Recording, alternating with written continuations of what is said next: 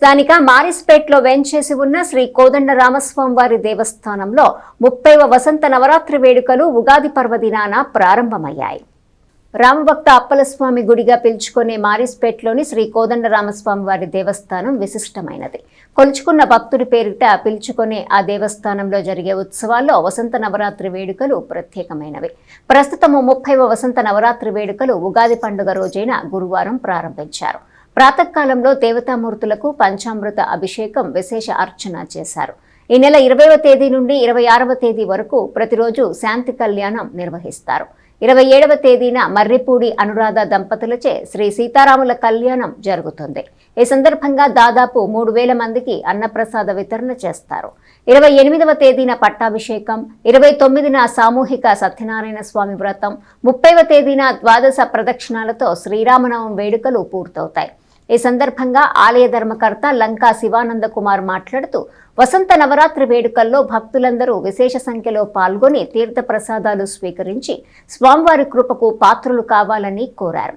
శివానంద కుమార్తో పాటు ధర్మకర్తలు కునపల్లి నారాయణస్వామి, శివాంజనేయ ప్రసాదు, నన్నపనేని రాంబాబు తదితరులు తొలి రోజు కార్యక్రమాల్లో పాల్గొన్నారు. శంకరమంచి అరుణ్ కుమార్ శర్మ, ఆలయ ప్రధాన అర్చకులు ధనుష్ సుబ్రహ్మణ్య శర్మ క్రతువులను నిర్వహించారు. జై శ్రీరామ్. స్థానిక మారిస్పేటలో వేయించేస్తున్న శ్రీ కోదండ రామస్వామి వారి దేవస్థానంలో ఈరోజు ఉగాది నుంచి మా దేవస్థానం 30వ వసంత నవరాత్రి వేడుకలు ప్రారంభమైనాయండి. ప్రాతకాలంలో స్వామివారికి పంచామృత అభిషేకం చేసాం. ఇప్పుడు మర్రిపూడి రాంబాబు గారు అనురాధ దంపతులచే పుణ్యావచనం, బేరీ పూజ, అంకురార్పణ, మండపారాధన, అఖండ స్థాపన కార్యక్రమాలు జరుగుతాయండి. అలాగే సాయంత్రం 7 గంటలకి గరుడు గుడ్డ ఎగరేస్తామండి. ఈ వసంత నవరాత్రులు అన్ని రోజులు ఉదయం 10 గంటలకు శాంతి కళ్యాణం ఉంటుందండి. పాల్గొనాల్సిన భక్తులు దంపతులు సమేతంగా శాంతి కళ్యాణంలో పాల్గొనవచ్చు. అలాగే 27వ తారీఖు శ్రీరామనవమి కార్యక్రమం అండి. ఎంతో వైభవపేతంగా భద్రాచలంలో మాదిరిగా ఆరుబయట కళ్యాణం చేస్తాం. 3000 మంది దాకా అన్నప్రసాద వితరణ ఉంటుందండి. అలాగే 28వ తారీఖు పట్టాభిషేకం ఉదయం, సాయంత్రం ఏమో గ్రామోత్సవం చేస్తామండి.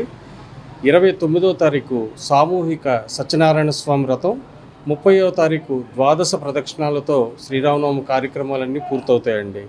భక్తులందరూ ప్రతిరోజు వీచేసి స్వామివారి పూజా కార్యక్రమాల్లో, కళ్యాణంలో పాల్గొని స్వామివారి తీర్థప్రసాదాలు స్వీకరించి స్వామివారి కృపకు పాత్రలు కాగా అప్పలస్వామి గుడిగా ఎప్పటి నుంచో సుప్రసిద్ధిగాంచినటువంటి తెనాలి పట్టణం మారిస్పేటలోని శ్రీ కోదండరామస్వామి ఆలయంలో వారి మునిమనవడు లంకా శివానంద కుమార్ బ్రదర్స్ ఆధ్వర్యంలో, అలాగే కోనపరెడ్డి నారాయణ స్వామి గారు, అలాగే దినమణి ధనుష్ సుబ్రహ్మణ్య స్వామి వారి సేవలో శ్రీ కోదండ రామస్వామి వారి పవిత్ర ఉత్సవాలు ప్రతినిత్యం కూడా ఈ దేవాలయంలో జరుగుతూ ఉంటాయి.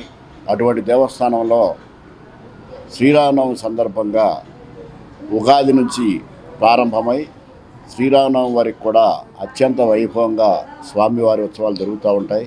అలాగే ఈ ఉగాది రోజున సాయంకాలం 6 గంటలకు పంచాంగ శ్రవణం, అలాగే శ్రీరామనవమి రోజున శ్రీ స్వాముల వారి కళ్యాణం అత్యంత వైభవపేతంగా తెనాలి పట్టణంలో, ఆ భద్రాచలంలో భద్రాద్రి రాముల వారికి ఎలా జరుగుతుందో అలాగే ఆరుబయట కళ్యాణోత్సవాన్ని చాలా కన్నుల పండుగగా జరిపిస్తూ ఉన్నారు ధర్మకర్తల ఆధ్వర్యంలో.